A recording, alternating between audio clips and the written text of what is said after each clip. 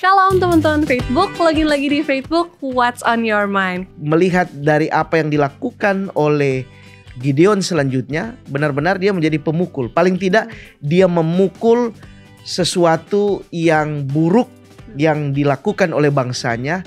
Dia menjadi pemimpin yang akhirnya menentang mungkin ketidakbenaran dan kemudian menuntun bangsa itu kembali kepada jalannya. Jadi memang kita harus rasa bahwa ya saya kosong, I'm nothing. Pada waktu Musa katakan saya tidak bisa berbicara, Tuhan bilang oh saya akan gunakan lidahmu. Ketika Gideon bilang saya tidak bisa, Tuhan bilang oh saya akan gunakan. Jadi Tuhan mau menggunakan kita ketika kita rasa tidak berdaya. Iman adalah dasar dari segala sesuatu yang kita harapkan. Apa yang kita harap? Banyak. Mungkin kita harapkan ada pacar yang baik, yang kita harap.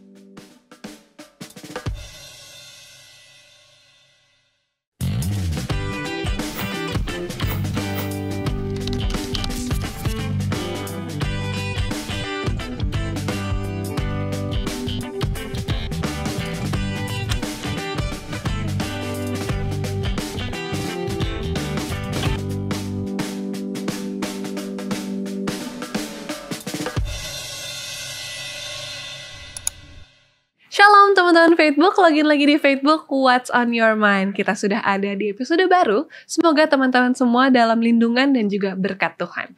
Nah teman-teman semua, di Facebook kita akan membahas tokoh-tokoh Alkitab yang menginspirasi. Namun sebelumnya aku ingin mengajak teman-teman semua untuk login dengan cara subscribe di channel YouTube dari Facebook ini dan juga follow semua sosial media dari Hope Channel Indonesia. Dan aku ingin mengingatkan kepada teman-teman nih, misalnya ada satu tokoh Alkitab yang secara khusus teman-teman ingin bahas, teman-teman boleh leave komentar di bawah dan mungkin nantinya akan di delivery di episode selanjutnya. Nah saat ini kita akan segera memulaikan episode kita kali ini, namun sebelumnya kita akan mengikuti video yang satu ini.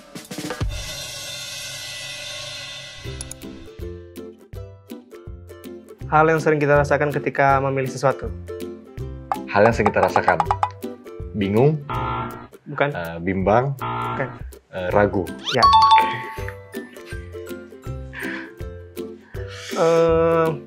Yang terjadi waktu sekarang antara Perang.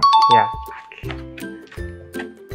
seorang Kristen yang ditentukan oleh ya, Seorang Kristen ditentukan oleh skip. Nggak tahu. Skip. skip.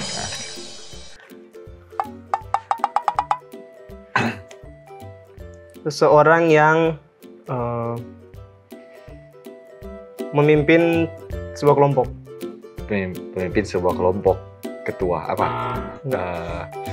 Pemimpin sebuah kelompok. Nggak tahu. Skip.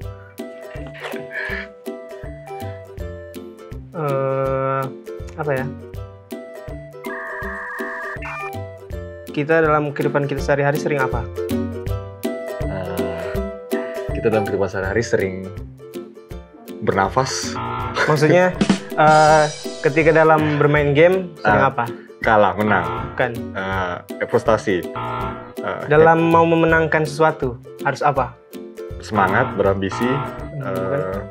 Nggak tahu. Skip.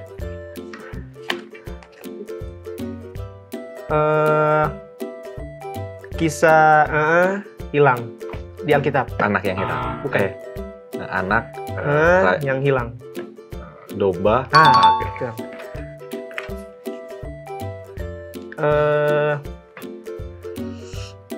Domba memiliki Gembala. bukan yang di badannya. Bulu. Nah, oke.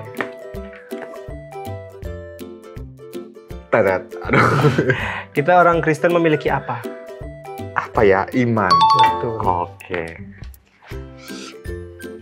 Ini ya ketika kita ingin melakukan sesuatu, maksudnya mencapai sesuatu harus ada apa? Semangat, ambisi, Apa? punya Prosesnya apa itu? proses. Harus apa? Jatuh bangun atau apa? Gak tahu. Oke. Gak tahu sih. Gak tahu. Oke. Boleh. Oke. Oh, berjuang. Ya. Oke. Susah. Tenang, pokoknya. Huruf depan boleh nggak sih clue-nya apa? Angka apa huruf depannya? Boleh nggak sih? Yang ragu. Oh, Gideon. Gideon. Nah.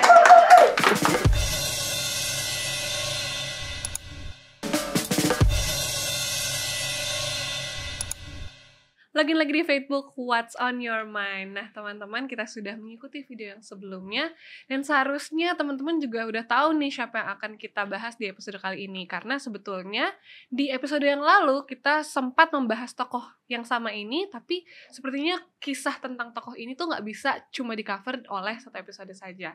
Nah namun sebelumnya teman-teman, tentu saja aku tidak sendirian. Saat ini aku telah ditemani oleh Pendeta Raymond Lohonoman. Shalom Pendeta, apa kabar Pendeta? Shalom Yana, kabar baik, Puji Tuhan Pendeta. Ya. Keluarga sehat-sehat Pendeta? Amin, puji Tuhan. Puji Tuhan, baik. sehat-sehat. Kami juga berharap ya Pendeta, kita pasti berharap bahwa teman-teman semua dimanapun teman-teman berada juga dalam keadaan yang sehat. Amin, Pendeta. betul.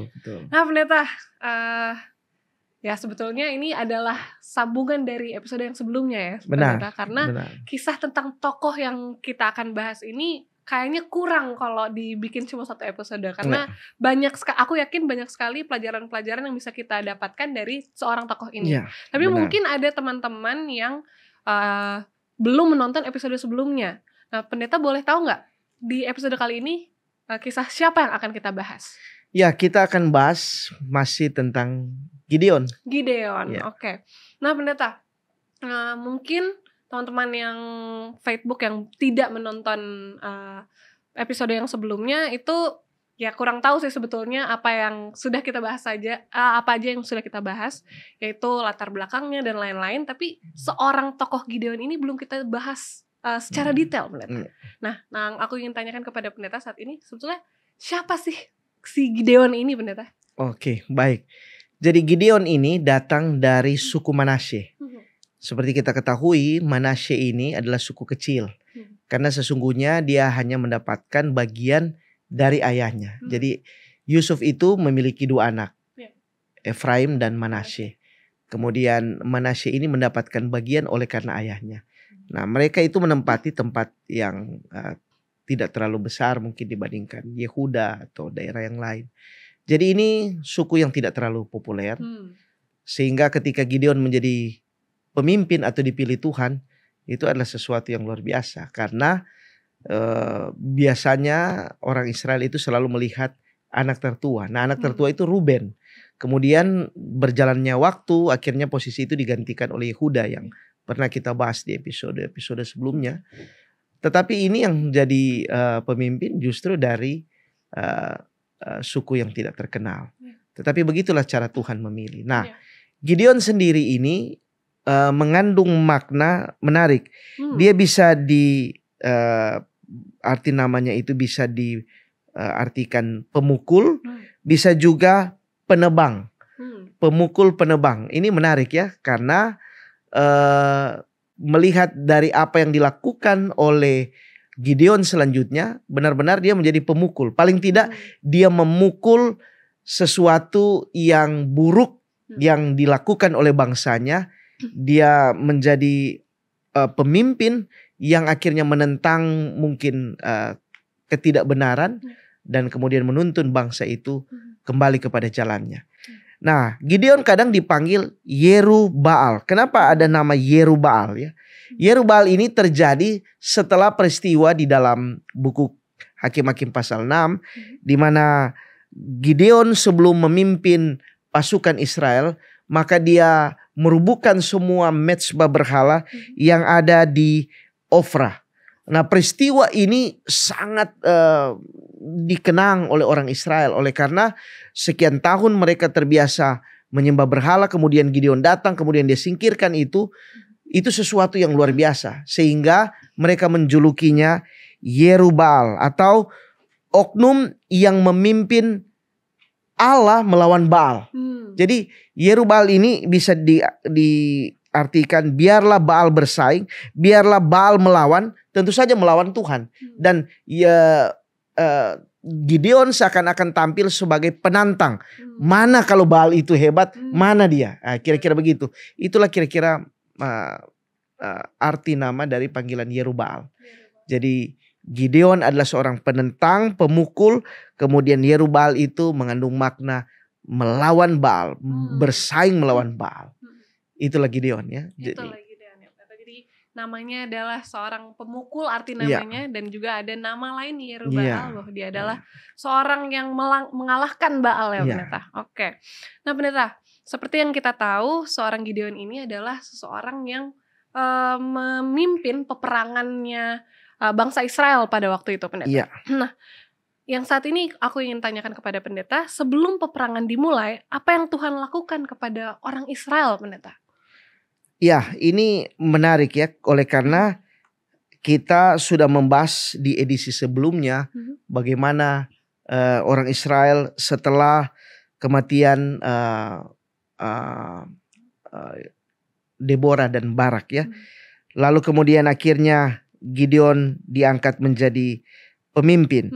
Nah, ada hal yang menarik yang saya ingin bagikan, bahwasanya pada saat Gideon tampil menjadi pemimpin, diceritakan di dalam buku Hakim-Hakim bahwa yang Gideon lakukan pertama adalah dia datang ke kuil Baal, tempat orang Israel menyembah Baal seperti biasanya pada waktu itu. Dia singkirkan itu. Nah, yang menarik adalah respon dari orang Israel pada saat Gideon menyingkirkan Baal itu, justru mereka melawan. Sekarang saya ingin memberikan satu semacam perbandingan ya. Katakanlah satu waktu Yana sakit gigi ya.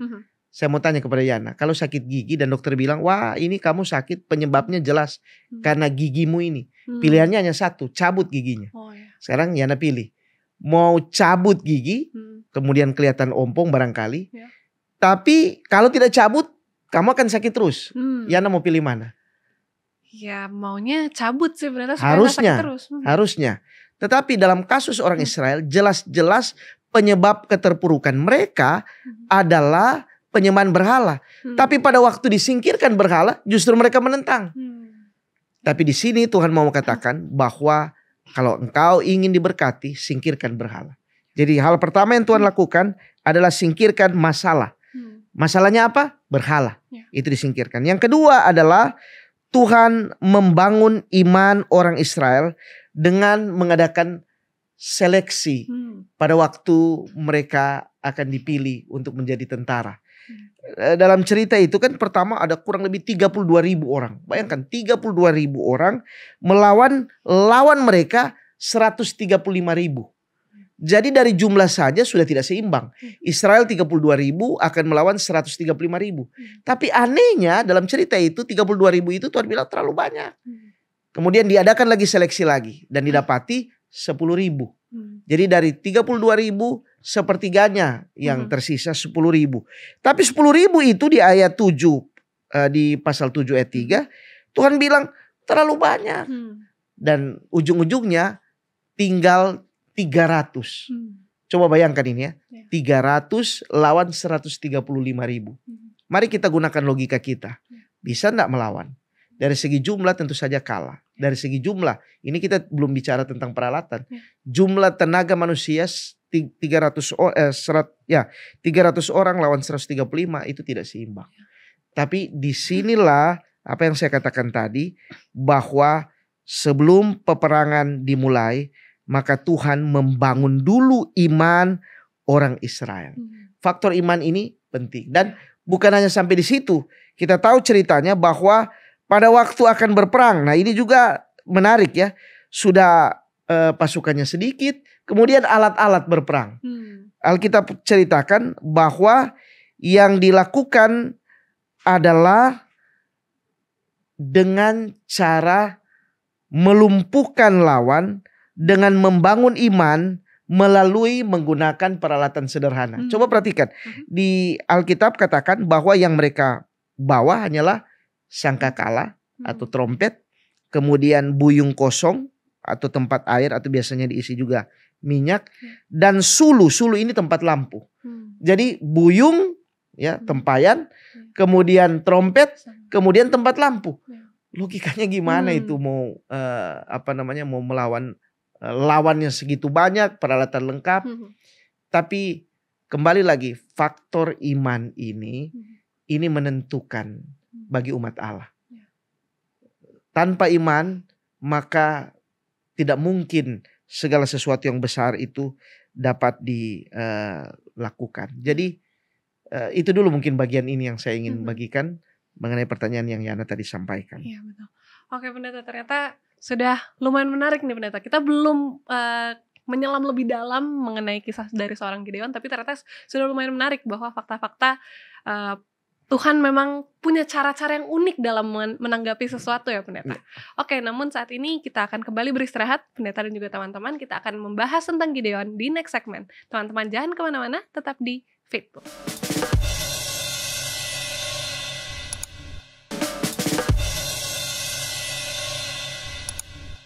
Lagi-lagi di Faithbook, What's on Your Mind. Nah pendeta, di segmen sebelumnya kita terhenti dari apa yang Tuhan lakukan sebelum peperangan dimulai. Dan pendeta sudah beritahu bahwa yang pertama yaitu menyingkirkan berhala-berhala. Lalu yang kedua, mereka memakai senjata yang sangat sederhana. Nah saat ini apa yang pendeta ingin tambahkan mengenai apa yang terjadi sebelum peperangan, pendeta? Oke, baik.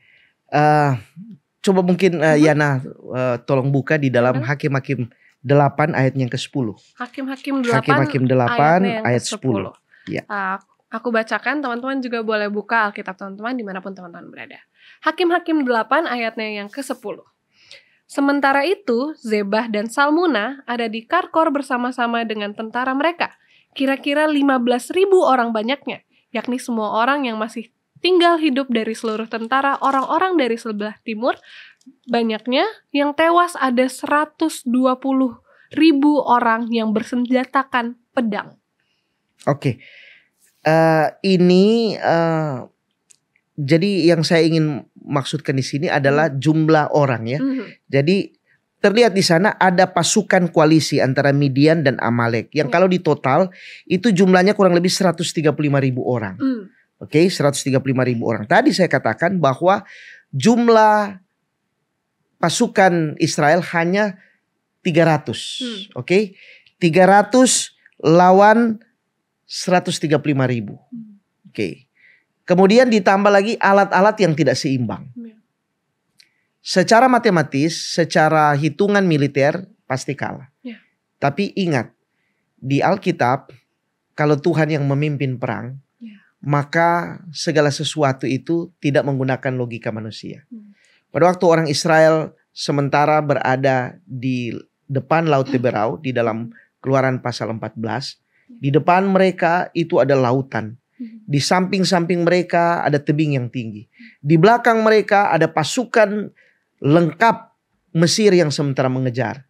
Orang Israel tidak punya alat-alat. Tapi ada kalimat yang Tuhan katakan di dalam Keluaran pasal 14, kamu akan diam saja dan Tuhan yang akan berperang.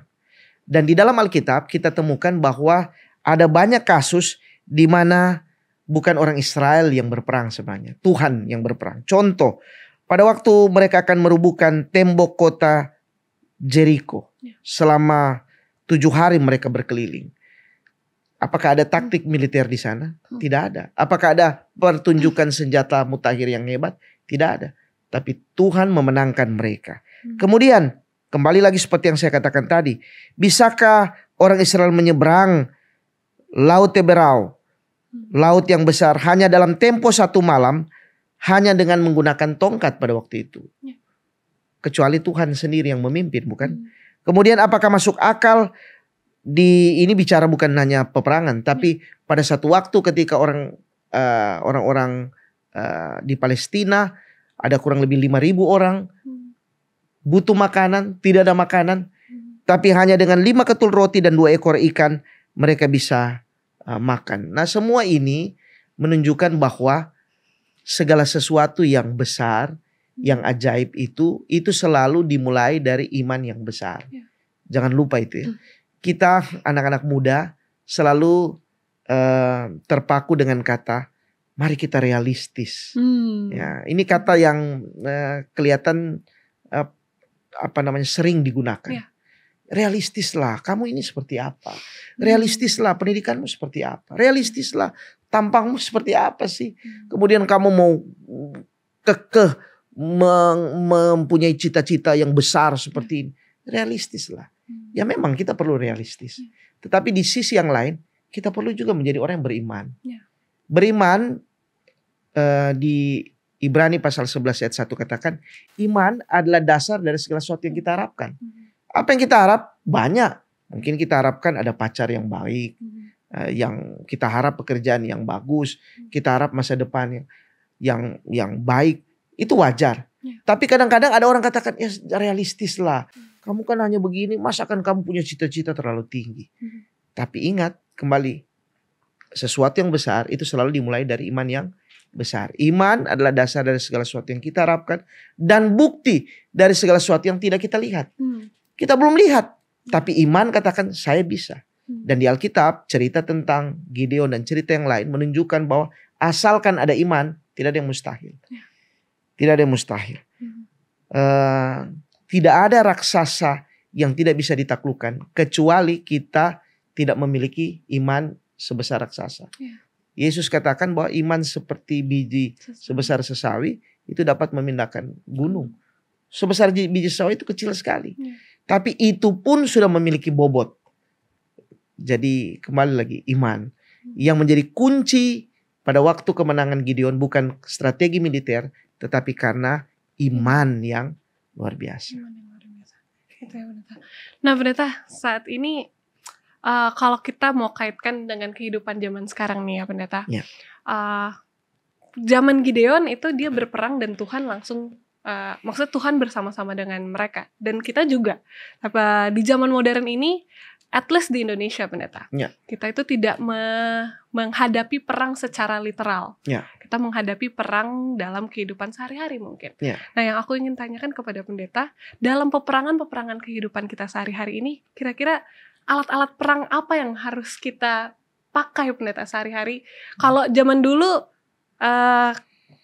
kisahnya Gideon ini kan dibilang bahwa ya pakai alat-alat yang sederhana. Tuhan berikan alat-alat yang sederhana. Tapi kalau kita nih pendeta sebagai anak-anak muda yang tidak perang secara literal, apa yang harus kita lengkapi pendeta untuk menghadapi peperangan dalam kehidupan ini pendeta? Iya. Sebelum saya lanjut begini ya, yang harus kita mengerti adalah begini. Walaupun tadi Yana sempat katakan, walaupun kita tidak ketemu perang, tetapi ada satu hal yang perlu kita ingat.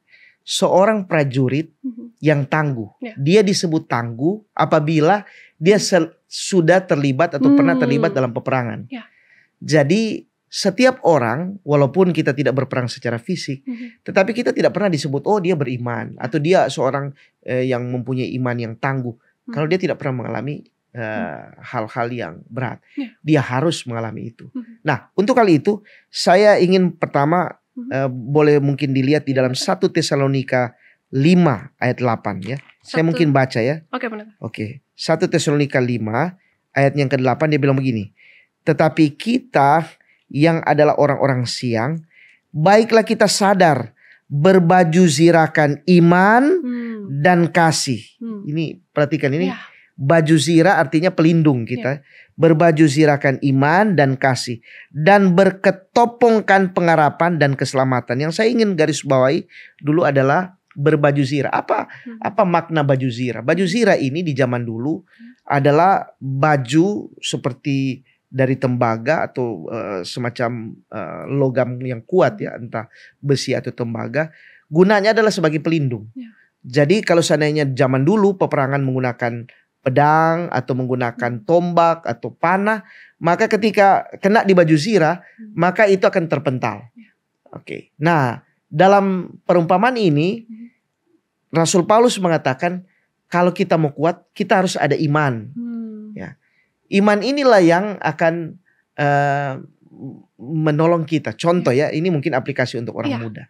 Ketika ada orang katakan, menikahlah dengan si ini. Oh, tapi dia tidak seiman. Tapi kita dalam hati kita mungkin ada pikiran, waduh, kalau tidak dengan dia, siapa lagi? Seakan-akan bahwa tidak ada orang lain lagi yang menolong kita menggantikan dengan orang yang lain. Contoh di dalam Alkitab. Kenapa Adam itu akhirnya menyerah pada saat Hawa tawarkan? ada pemikiran dari komentator katakan pada waktu itu timbul kecemasan dalam pikiran Adam. Seandainya wanita ini makan dan dia jatuh lalu kemudian dia harus meninggalkan.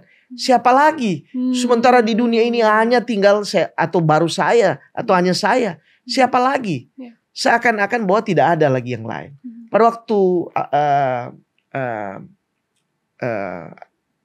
siapa namanya? Yang salah satu hakim yang Simpson, ketika ayah ibunya katakan, apakah tidak ada orang lain di negeri ini sehingga engkau harus pergi ke tempat lain? Tapi di dalam pikiran Simpson barangkali wanita ini adalah yang terbaik dalam iman. Jadi dengan demikian dia mengabaikan kebenaran yang ada oleh karena kekurangan iman. Dia tidak yakin bahwa Tuhan pasti akan sediakan. Berbeda dengan pada waktu Abraham. Abraham dia serahkan anaknya. Itu sebabnya ada ungkapan ketika domba pengganti itu disebut Jehovah Jireh. Allah menyediakan. Jadi iman ini penting sekali untuk orang muda. Terlebih tadi yang kita ceritakan tentang Gideon. Ya, itu ya benar. Jadi memang untuk menghadapi peperangan-peperangan dalam kehidupan kita membutuhkan iman yang kuat ya Pendeta. Oke, terima kasih banyak Pendeta. Tapi sekali lagi kita harus berhenti sejenak. Saat ini kita akan mengikuti video yang satu ini dan kita akan melanjutkan kisah tentang Gideon di next segment. Jadi teman-teman jangan kemana-mana, tetap di Facebook.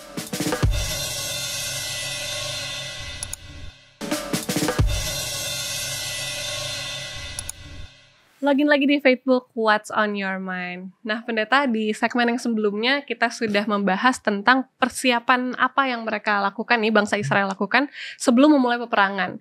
Yaitu menyingkirkan berhala, terus pakai cara-cara yang tidak lazim, yaitu peralatan perang yang kayaknya kok di luar nalarnya orang biasa Pendeta. Nah saat ini kita belum masuk nih Pendeta, bagaimana caranya mereka melumpuhkan lawan. Nah, Pendeta boleh jelaskan, Pendeta? Baik, ketika kita membaca Hakim-Hakim pasal 8, bagaimana orang-orang Midian itu dikalahkan, perhatikan di sana, tidak ada strategi militer. Itu yang pertama. Tidak ada strategi militer, tidak ada perencanaan yang matang dalam peperangan. Yang ada hanyalah peralatan yang terbatas. Kan saya sudah jelaskan tadi di awal bahwa mereka hanya menggunakan sangkakala, kemudian tempayan atau buyung itu, dan sulu. Tempat api itu. Nah, waktu mereka berperang itu unik. Mereka hanya tiup trompet, kemudian mereka pasang lampu-lampu itu, dan itu mereka lakukan mengelilingi pasukan lawan. Jadi pasukan itu kaget, kok tiba-tiba seperti ada banyak orang. Lalu mereka pecahkan buyung itu seakan-akan ada senjata atau ada sesuatu yang besar. Bayangkan ini 300 orang satu kali pecahkan, itu bunyinya seperti apa. Jadi itu menyebabkan kepanikan di perkemahan. Dan Alkitab katakan lawan mereka itu saling bunuh.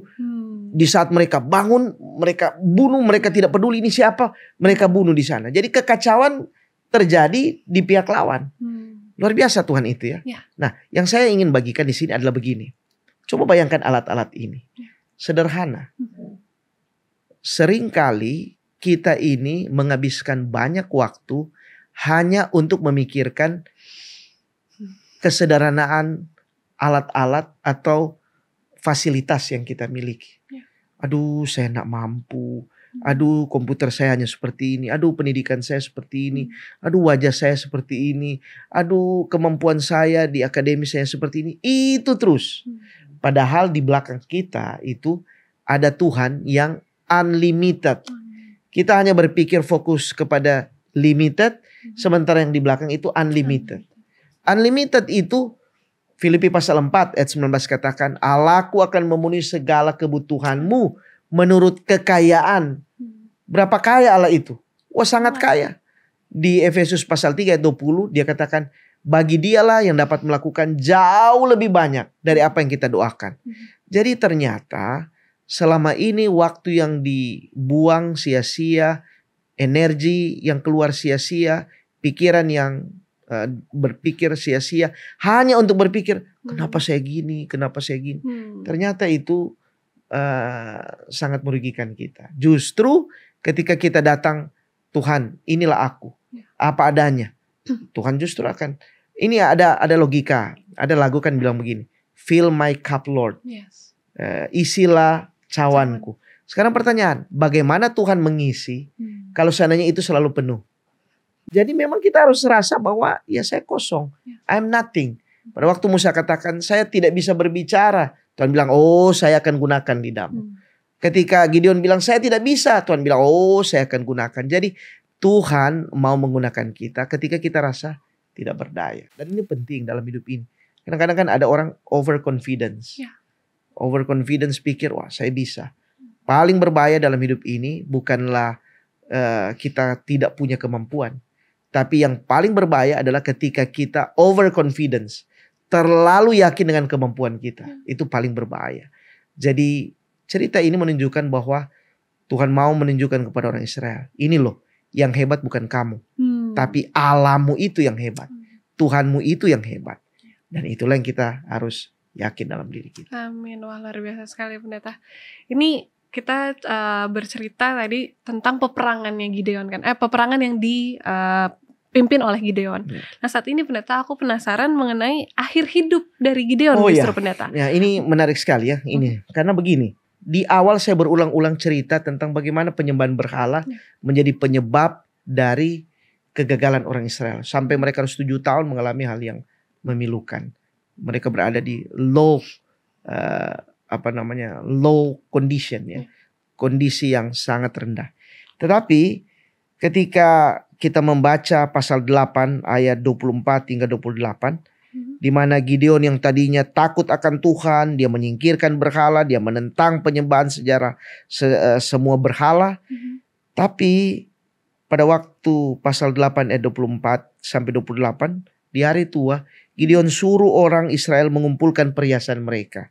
Kemudian perhiasan itu tidak sedikit. Ayat 26 katakan adapun berat anting-anting emas yang dimintanya itu 1.700 shikal atau kurang lebih 20 kilo. Dan apa yang dilakukan dengan barang-barang ini? Ayat 27 dari Hakim-Hakim 8 dia bilang begini. Kemudian Gideon membuat efod dari semuanya itu dan menempatkannya di kotanya di Ofra. Di sanalah orang Israel berlaku serong dengan menyembah efod itu. Dan kata-kata Alkitab selanjutnya itu menyedihkan sekali. Dia bilang begini, inilah yang menjadi jerat bagi Gideon dan seisi rumahnya. Perhatikan, ini tempat yang sama. Ofra. Dulu di tempat itulah dia dijuluki Jerubbaal. Karena dia menyingkirkan semua Baal. Tapi di akhir hidup di tempat yang sama dia mengumpulkan emas kemudian mendirikan Baal atau sebenarnya bukan Baal, dia membuat efod. Tapi benda itu akhirnya dijadikan oleh orang Israel sarana untuk mereka menyembah berhala. Ironis ya. Jadi ternyata yang saya mau bagikan di sini tidak ada yang Superman. Tidak ada yang permanen. Superman artinya dia akan kuat, sangat kuat di dalam iman. Juga tidak ada yang permanen. Artinya waktu muda saya iman bagus, sampai tua saya akan permanen seperti itu. Tidak ada. Semua tergantung hubungan kita dengan Tuhan. Hari ini kita bisa menjumpai seorang yang kita anggap hebat. Dia hebat dalam iman. Tapi tidak menutup kemungkinan satu waktu kita justru kecewa. Loh kok seperti ini? Dulu dia saya kenal baik. Jangan lupa, itu bukan orang yang pertama. Di Alkitab, orang sekelas Gideon pun bisa cacat pada akhirnya. Jadi sangat menyedihkan. Orang yang berjuang untuk menentang berhala, tapi justru di akhir hidupnya menjadi penyebab orang Israel jatuh kembali dalam penyembahan berhala. Ya, ternyata akhirnya bukan, kalau orang-orang muda bilang ternyata akhirnya bukan happy ending ternyata. Di film-film ternyata ada plot twistnya. Ternyata yang tadinya paling giat ya ternyata untuk menyingkirkan berhala ternyata jatuh juga ke jerat yang sama. Ya, jadi sekali lagi saya mau katakan bahwa tidak ada yang permanen. Saya dan pemirsa, saudara-saudara yang lain dalam kehidupan ini sama. Yang ada hanyalah kita ini adalah makhluk yang sangat rapuh, yang bisa jatuh, punya kelemahan, punya kecenderungan, dan kecenderungan ini hanya bisa dikurangi ya yang buruk itu jika kita bergantung kepada Tuhan. Betul, dan salah satu menariknya dari kisah Alkitab adalah selalu menceritakan hal yang bukan cuma baik-baik aja, tapi Oh juga ya, kegagalannya. seperti yang pendeta. kita baca di 2 Timotius 3 kan ayat 16.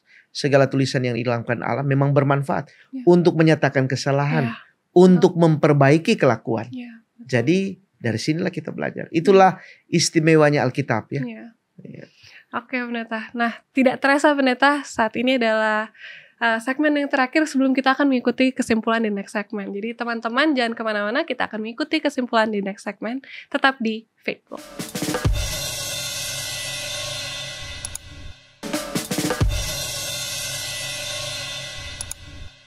Login lagi di Faithbook, What's on Your Mind. Nah pendeta, ini sudah di segmen terakhir pendeta. Kita akan mengikuti kesimpulan dari kisah Gideon ini. Boleh pendeta berikan? Oke, ada bagian yang ingin saya bagikan untuk menjadi kesimpulan. Di akhir dari kisah Gideon itu ada tulisan di dalam Hakim-Hakim pasal 8 ayat 30.